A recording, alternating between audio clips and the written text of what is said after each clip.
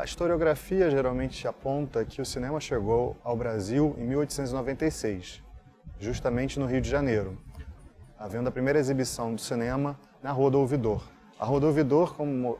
nós sabemos, era a principal avenida do Rio de Janeiro e próxima ao porto, de onde chegavam as novidades. Chegavam os produtos e também as diversões e os empresários que traziam essas diversões, geralmente vindas da Europa, como o próprio cinema. Embora o cinema naquele momento não tivesse ainda uma identidade própria, tanto que as primeiras exibições do que se chamavam de vistas animadas tinham nomes exóticos e complicados, hoje esquecidos, como animatógrafo, omniógrafo, biógrafo, entre outros. Com o tempo é que se vai consagrar o nome do aparelho dos irmãos Lumière, inventado em Paris, que era o cinematógrafo.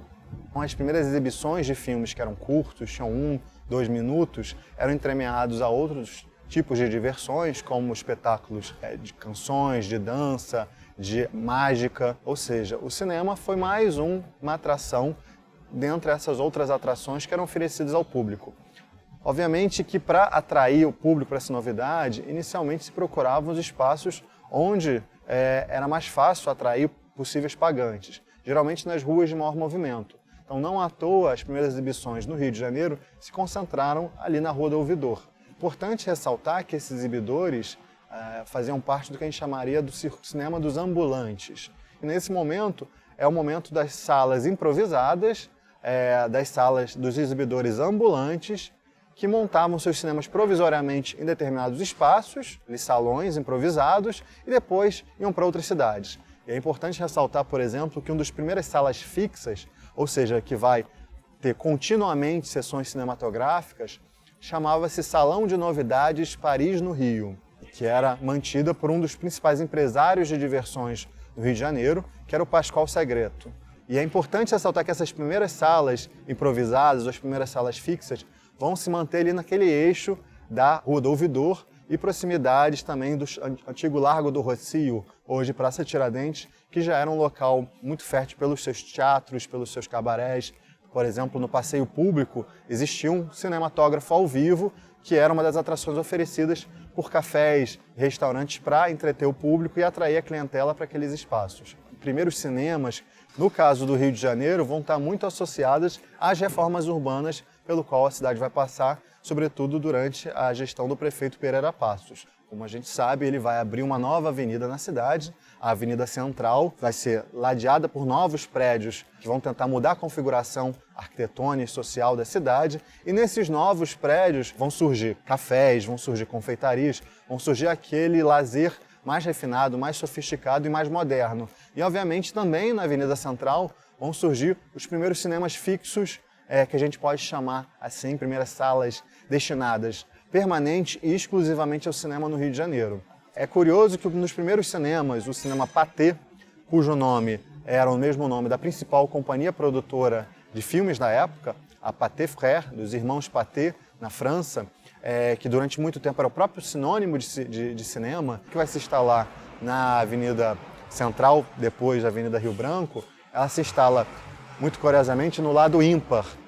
porque eram os aluguéis mais baratos. Posteriormente, quando o cinema se tornar mais lucrativo, os primeiros cinemas vão se mudar para o lado onde não bate o sol, vamos dizer assim, um lado mais sofisticado, o lado mais chique da Avenida Rio Branco. Mas nesse momento ainda, o cinema, por mais que fosse uma diversão moderna, atraísse as plateias, obviamente não era comparado ao grande teatro, às óperas, aquelas formas de arte mais tradicionais e sofisticadas. Uma das próprias características do cinema, que por um lado talvez favorecesse sua atração por outro lado, precisava ser repensada nesse sentido do cinema como um ambiente familiar, que era o fato da sala escura. Houve, por exemplo, tentativas de criar condições para que os filmes fossem projetados com as luzes acesas, porque o ambiente da sala escura, na verdade, por um lado, favoreceria, por exemplo, a ação, como um artigo de jornal diz, na época, aos amigos do alheio, ou seja, aos ladrões que poderiam afanar uma carteira,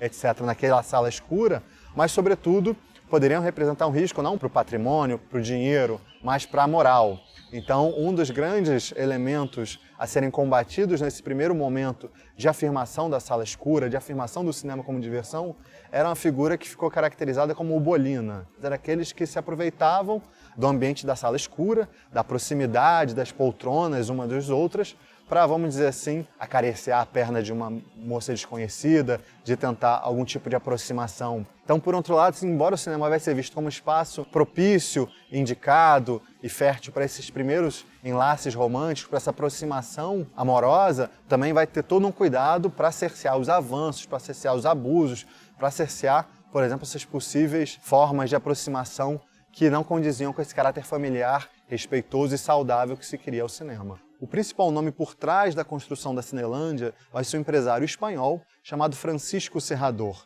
que àquela altura já era o principal exibidor cinematográfico do Rio e com salas de cinema espalhadas inclusive por São Paulo e pelo sul do país. E ele vai tentar buscar uma série de empresários que pudessem, junto com ele, levar a cabo esse enorme empreendimento imobiliário, que previa a construção de hotéis, construção de prédios, construção de rinques de patinação e também de cinemas. E os primeiros prédios, que vão representar, na verdade, os primeiros arranha-céus do Rio de Janeiro, vão ser erguidos a partir de 25 e, sobretudo, na segunda metade da década de 20. Vai ter também o prédio Glória, a gente vai ter o cinema Glória. Então, havia compartilhamento de interesses entre os empresários do ramo hoteleiro com os empresários do ramo de diversão.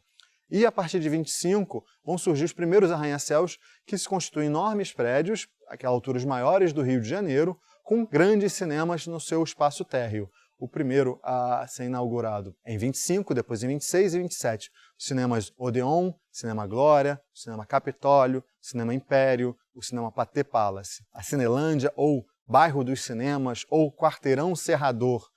utilizando o próprio nome daquele que foi considerado o fundador. E se nós formos na Cinelândia hoje, nós vamos ver até hoje um busto de Francisco Serrador, uma rua com o seu nome, responsável por ter criado não só o bairro dos cinemas, dos melhores cinemas da cidade, como o bairro mais moderno da cidade. Então, até o final dos anos 20, você ainda tem um cinema aí na vanguarda da arquitetura, das diversões, do que seria ser moderno na cidade. Aquilo de mais moderno poderia ser oferecido ao espectador estava não só nas telas, nos filmes, nas superproduções de Hollywood, naquele momento já tinha dominado o mercado e a preferência do público, mas também no espaço de convívio. E durante muito tempo, a Cinelândia vai se tornar sinônimo de ir ao cinema, ir ao centro da cidade. Não mais na Avenida Central, nos primeiros cineminhas, não mais na Rua da Carioca, onde existiam cinemas importantes como o Íris, como o Ideal, que ainda, felizmente, ainda estão de pé, esses novos cinemas, como o Odeon Palácio, que vão servir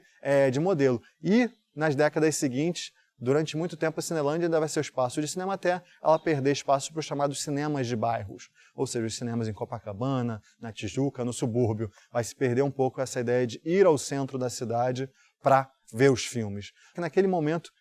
havia toda a ideia de um passeio, você vestir a sua melhor roupa, pagar um ingresso mais barato que o do teatro, mais barato que o da ópera, mas ainda assim um ingresso caro, por isso uma diversão não acessível para todos, para conhecer um pouco das superproduções de Hollywood, mas no ambiente de um palácio de cinema, no qual você, o espectador, deveria ser tratado como um rei. Então, na verdade, a Cinelândia vai ser um marco arquitetônico e um marco para as diversões do Rio de Janeiro. O cinema vai ser, durante muito tempo, e vai se tornar mais enfaticamente, a partir dos anos 30, com o cinema sonoro, a principal diversão popular.